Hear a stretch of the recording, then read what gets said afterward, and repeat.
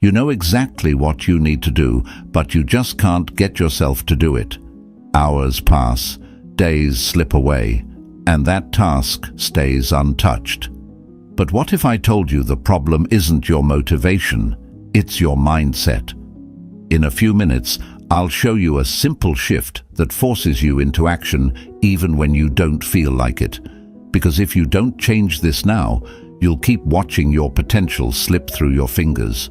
How long will you let fear paralyze you? When will you stop letting the flames of doubt burn through the canvas of your dreams? Are you aware that each moment you hesitate, each minute you think, "not yet," tears a shred off your chances for success? Today, we're diving deep into the truths you avoid, the lies you tell yourself, and the fears that dominate your decisions. Get ready, because I'm about to reveal how embracing the discomfort of action can transform your life, shattering the illusion that comfort brings progress. If you appreciate what we're doing here, hitting that subscribe button is a simple, free favor that really helps us out. Let's get started and unlock the secrets to taking control of your time and actions. Understanding procrastination. Ever find yourself caught in the trap of procrastination? You're not alone. Often we view it as a mere annoyance, a barrier that prevents us from achieving our goals. Yet procrastination is not just about laziness or a lack of motivation. At its core, it's a complex dance with our inner fears: fear of failure, fear of judgment, and fear of not being perfect. It's our mind's way of shielding us from potential pain and discomfort, wrapping us in a false sense of security that comes from not doing. Now, you might wonder, why do we fear these things? Western philosophy and psychology offer some insights. Carl Jung once said, "What you resist not only persists, but will grow in size." This is precisely what happens with procrastination. The more we avoid our tasks, the larger and more insurmountable they seem to grow in our minds. This avoidance becomes a breeding ground for anxiety and stress, feeding the very fears that caused us to procrastinate in the first place. Interestingly, the Stoics had a take on this too. They believed that the anticipation of events could often be more debilitating than the events themselves. Marcus Aurelius wrote in his Meditations, "If you are pained by any external thing, it is not this thing that disturbs you, but your own judgment about it. And it is in your power to wipe out this judgment now." This Stoic wisdom suggests that by changing our perceptions, we can overcome the inertia that procrastination breeds. It's not the task that's daunting, it's what we tell ourselves about the task that holds us back. So, how do we tackle this beast? First, we need to recognize procrastination for what it is: a defense mechanism that protects us from perceived harm. By understanding this, we can start to question the validity of our fears. Are we really in danger, or are we just afraid of being less than perfect? Most of the time, the worst-case scenario in our heads is far from reality. Next, it's crucial to break the cycle. Start small. The Stoics advocated for focusing on what's within our control and letting go of what isn't. Apply this by taking small, manageable steps towards your goal. This method reduces the overwhelming nature of tasks and minimizes the fear surrounding them. As you progress, your confidence grows, reducing the urge to procrastinate. Embrace the process of making mistakes. Remember, each error provides a chance to learn and grow. Embracing this can significantly lessen the fear of failure. As Jung also noted, the most terrifying thing is to accept oneself completely. By accepting our imperfections and vulnerabilities, we diminish their power over us and reduce the need to procrastinate. The 5-minute miracle. Have you ever heard of the 5-minute rule? It's a brilliantly simple yet profoundly effective strategy that can jumpstart your productivity and combat the paralysis often brought on by procrastination. The concept is straightforward. Choose a task, set a timer for just 5 minutes, and give that task all you've got until the timer goes off. Whether it's jotting down the first few lines of your new blog post, organizing a shelf, or starting the first slides of a presentation, just dive in. The beauty of this method lies in its simplicity and the psychological underpinnings that make it work. It taps into the low-commitment nature of 5 minutes, an unthreatening, almost negligible amount of time that even the greatest of procrastinators can agree to. But here's the secret sauce. Once you start, the momentum builds and stopping becomes the harder option. This is partially explained by what psychologists call the Zeigarnik effect, where people remember uncompleted or interrupted tasks better than completed tasks. In essence, once you begin a task, your brain remains engaged and is naturally inclined to see it through to completion. Now, why does something as simple as the 5-minute rule work so effectively? From a philosophical standpoint, it aligns well with Stoic principles, particularly those that focus on controlling what we can immediately and disregarding the rest. Marcus Aurelius emphasized the importance of concentrating your efforts on the present moment and doing what lies in front of you with precise and genuine effort. The 5-minute rule encapsulates this teaching by urging us to focus solely on the next 5 minutes of our lives, rather than getting overwhelmed by the entire scope of our responsibilities. Carl Jung also touched on concepts that resonate with the 5-minute rule when he discussed how starting small can lead to significant psychological rewards. He believed that the least of things with a meaning is worth more in life than the greatest of things without it. Applying this to our 5-minute task, even a small amount of meaningful, focused effort can add significant value to our day and to our psyche, far more than spending hours aimlessly or in avoidance. Moreover, this method alleviates the pressure of perfectionism, a major stumbling block for many. By committing to only 5 minutes, you're not setting up an intimidating goal of perfection, but rather a starter block from which you can build momentum. This approach echoes the psychological concept that getting started is often the hardest part. Once action is initiated, anxiety about the task often decreases, and the process begins to flow more naturally. For those who find themselves routinely stuck, feeling as if even the smallest tasks are insurmountable, the 5-minute rule can be a game changer. It's not just about tricking your brain into initiating a task. It's about fundamentally restructuring how you approach work and life. It transforms your outlook from one that dreads the start of any task to one that takes pleasure in the consistent and rewarding practice of beginning. Break it down. Diving into a large project can often feel like standing at the base of a towering mountain. The peak seems distant and the path upwards daunting. How do you conquer such a massive challenge? The key lies in breaking down the monumental into the manageable. This technique of dividing a huge project into smaller, more digestible parts isn't just a strategy for managing work. It's a profound life philosophy that has been echoed across various schools of thought, from Stoicism to modern psychology. The wisdom of Stoic philosophy, particularly from thinkers like Seneca, teaches us not to be overwhelmed by the apparent enormity of tasks. Seneca advised, "It is not that we have a short time to live, but that we waste a lot of it." This can be interpreted as a call to action to make efficient use of our time by focusing on the present and handling tasks as they come, one step at a time. This approach helps in reducing the anxiety that comes with the perceived immensity of tasks and shifts our focus to the current moment, aligning our efforts to the immediate, achievable steps. Psychologically, breaking tasks down helps mitigate the overload of cognitive resources that occurs when we consider a task in its entirety. This phenomenon is well documented in cognitive psychology, where manageable tasks are seen as less threatening, thereby increasing our likelihood of initiating action. Carl Jung once noted, "You are what you do, not what you say you'll do."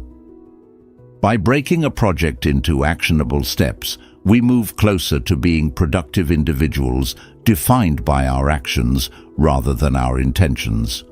For example, let's say you need to write a report. Staring at the task, "Write report," on your to-do list can be paralyzing. However, rewriting that task as "Select report topic by Tuesday," "Write 300 words on the introduction by Wednesday," transforms an overwhelming project into a series of small, manageable tasks. This method not only provides a clear roadmap towards completing the project, but also offers multiple opportunities for small victories along the way, which can significantly boost morale and motivation.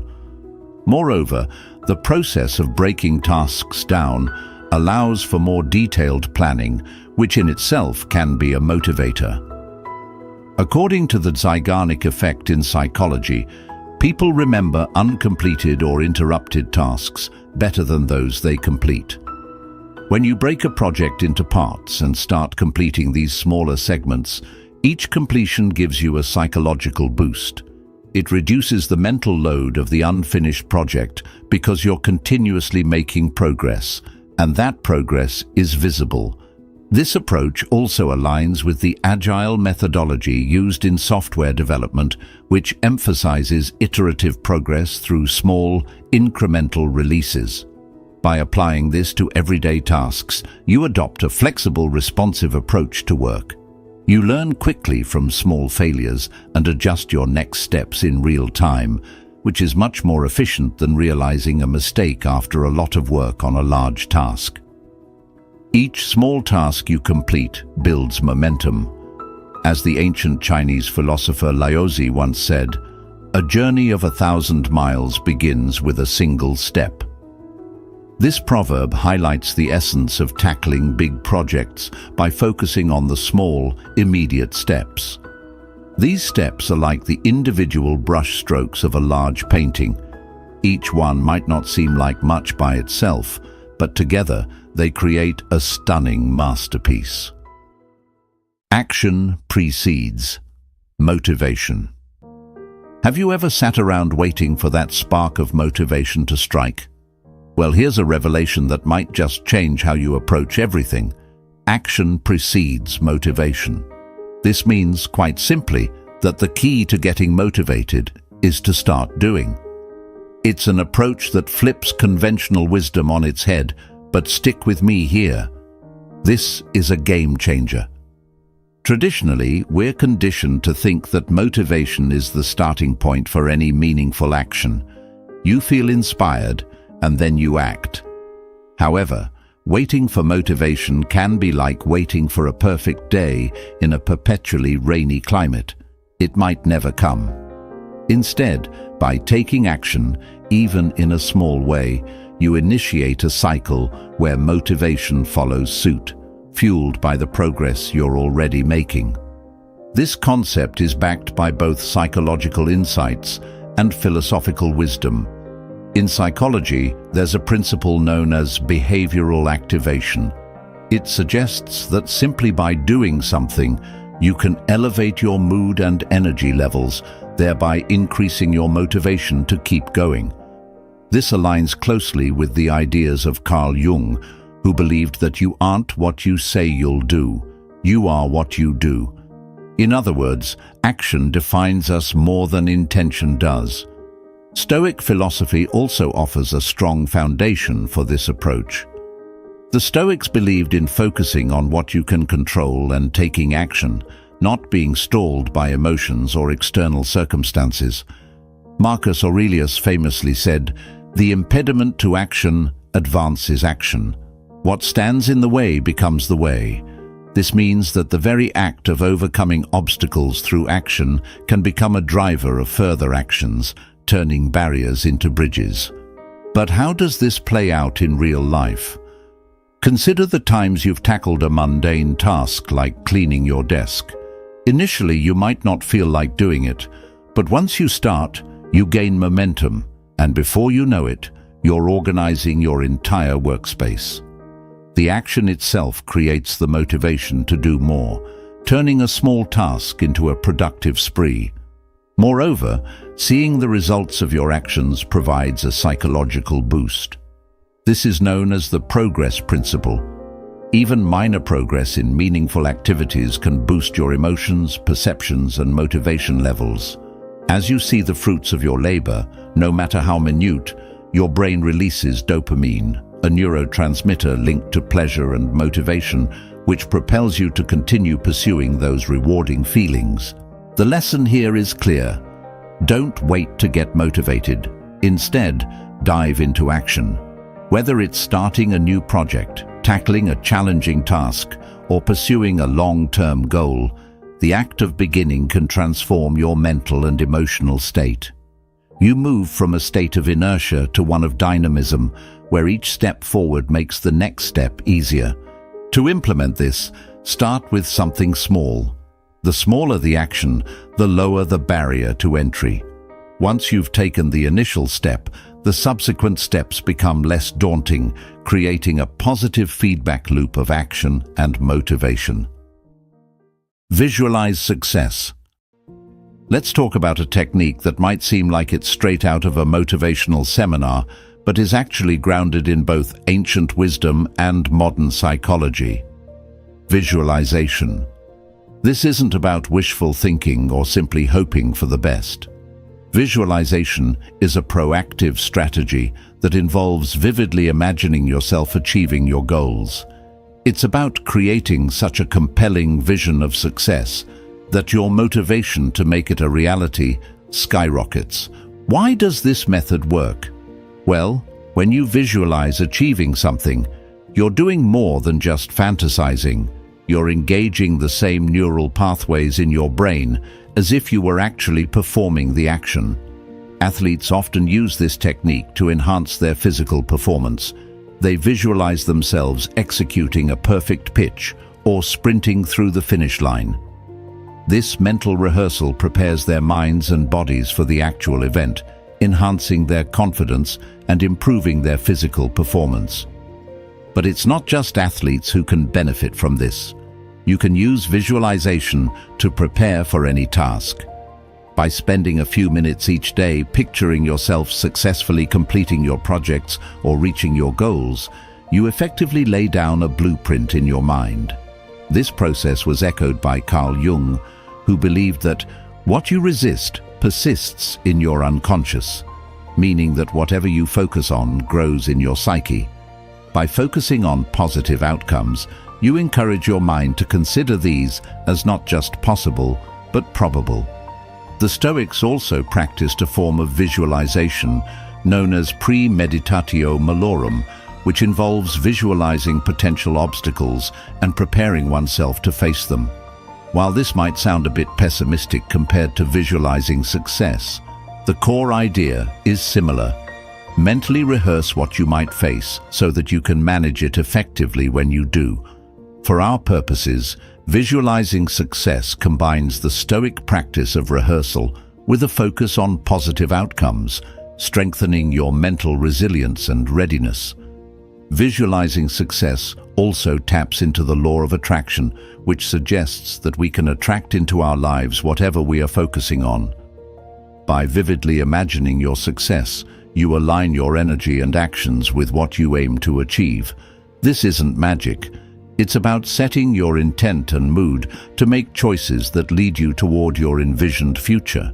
For instance, imagine you've just nailed an important presentation. Visualize the applause, the proud feeling, the satisfied nod from your peers or superiors. How does it feel? What are you wearing? What sounds are in the room? The more detailed your visualization, the more real it feels. and the more your brain becomes inclined to act in ways that align with this success. Furthermore, this mental practice helps you overcome fears and anxieties about potential failure. It's a cognitive shift from "what if I fail?" to "what will it be like when I succeed?" This shift is powerful. It moves you from a state of avoidance to one of anticipation and engagement. By regularly visualizing positive outcomes, you build a natural inclination toward behaviors that support achieving those outcomes. Incorporate visualization into your daily routine. Just a few minutes each day can dramatically influence your perception and attitude. Make your visualizations as vivid and detailed as possible. Think about the sensations, the environment, even the emotions you expect to feel. This not only boosts your confidence, but also makes the success you're working towards feel more tangible and achievable. The power of now. Have you ever noticed how often we say, "I'll do it tomorrow"?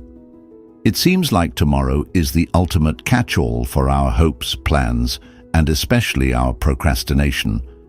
Yet what if we shifted that mindset? What if we embraced the power of now, transforming this very moment into the cornerstone of progress and achievement? Tomorrow is indeed the busiest day of the week, but ironically, it never actually arrives.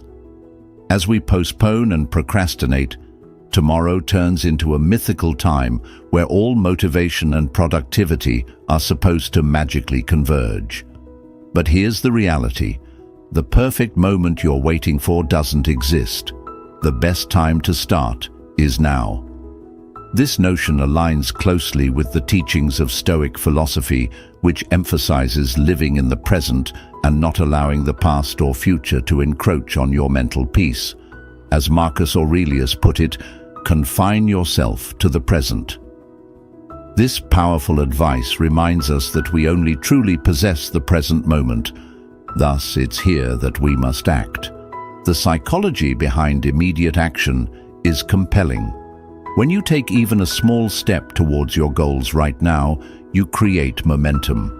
Behavioral scientists have found that initiating a task, even in the smallest way, can significantly reduce anxiety about starting and increase your likelihood of continuing. This is partly due to a psychological phenomenon known as the Zeigarnik effect, where individuals remember uncompleted tasks better than completed ones. Your brain essentially keeps a mental note of unfinished tasks, prompting you to resume work to achieve closure. By starting now, you tap into this natural mental inclination to see tasks through to completion. Furthermore, Carl Jung's insights into human behavior highlight the importance of action over inertia. He suggested that you are what you do, not what you say you will do. This perspective underlines the value of actions in defining who we are, rather than our plans or promises. Each action you take shapes your identity more than any number of intentions. So, how can you harness the power of now? Start by asking yourself, what is one thing I can do immediately to advance towards my goals? It doesn't need to be a giant leap. Small, consistent actions are the building blocks of significant achievements. Whether it's drafting an email, sketching an outline, or simply organizing your workspace, each small action accumulates and builds into larger progress. Moreover, acting now helps break the cycle of procrastination and perfectionism. Waiting for the perfect conditions is a common trap. Perfection is an illusion that delays action. Instead, embrace the imperfect start. There's wisdom in the saying, "Done is better than perfect." The act of doing, regardless of the outcome, moves you closer to your goals than perfect planning ever could. In embracing the present moment as your point of power, you align with another philosophical gem from the Stoics, encapsulated in the teachings of Epictetus, who believed that we should focus only on what is within our power. This approach simplifies decision-making and boosts confidence, as it places the onus on us to act where we can actually make an impact here and now. Reward yourself. Imagine this. You've just powered through a lengthy report or finally tidied up your workspace. What's next? Here's where the sweet part of productivity kicks in: rewarding yourself. Yes, it's not just about getting through your to-do list. It's about making that journey enjoyable and sustainable by integrating rewards into your routine. After all, who doesn't love a good treat for their hard work? Incorporating rewards into your workflow is more than just a nice break from routine. It's a vital component of a healthy work ethic that acknowledges your effort and reinforces your future motivation. This concept isn't just about giving yourself a pat on the back. It taps into the psychology of behavior reinforcement, where rewards strengthen the actions that precede them. This aligns closely with the behavioral principles of conditioning, the same principles that B.F. Skinner explored to understand how consequences affect our actions. But let's dive a bit deeper, drawing from the wisdom of the ancients to the moderns. Stoicism, for instance, might not directly advocate for indulging in rewards, but it does emphasize the importance of appreciating and making the most out of each moment. Marcus Aurelius, in his personal writings, urged the importance of tasks done well and the satisfaction that comes from acting according to one's principles. In a modern sense, rewarding yourself can be seen as celebrating the virtue of discipline. You set a goal, you achieve it, and you acknowledge the effort it took. Rewarding yourself effectively also means choosing rewards that are appropriate and motivational. Say you've completed a challenging part of a project. Taking a coffee break or treating yourself to an episode of your favorite show not only offers a moment of relaxation, but also creates a positive association with completing a task. This association can be crucial for long-term productivity, making it more likely that you'll tackle your next challenge with enthusiasm. Moreover, Carl Jung's exploration of the psyche sheds light on why rewards can be so satisfying. He believed that acknowledging all aspects of our experiences, including celebrating our successes, contributes to a more holistic sense of self. By rewarding ourselves, we are not only motivating future action, but are also affirming our worth and our abilities, fostering a healthy psychological state that recognizes and values our efforts. Additionally, rewards help break up the monotony of continuous work, which can be crucial for maintaining high levels of creativity and productivity. They provide something to look forward to, making the slog through more tedious tasks a bit more bearable. Think of it as creating a rhythm in your workflow, where periods of focused effort are interspersed with moments of genuine leisure, enhancing your overall efficiency. However, it's important to strike the right balance. The key is to ensure that rewards do not become a form of procrastination in themselves. They should serve as a finish line that spurs you on, not distractions that pull you from the path. This is where self-discipline comes in, a trait much lauded in both Stoic teachings and modern psychological practices. It's about controlling your impulses so that the reward follows the effort, not the other way around. And there you have it, a simple yet effective way to make your productivity not just sustainable, but enjoyable. Remember, every task you complete is a step towards your greater goals, and every reward is a celebration of your dedication. Now don't forget to check out one of the suggested videos on your screen to continue your journey with us. Dive deeper, learn more, and stay inspired. Thank you for joining us here at Stoic Journal. Keep moving forward, keep striving, and keep celebrating your wins, no matter how small.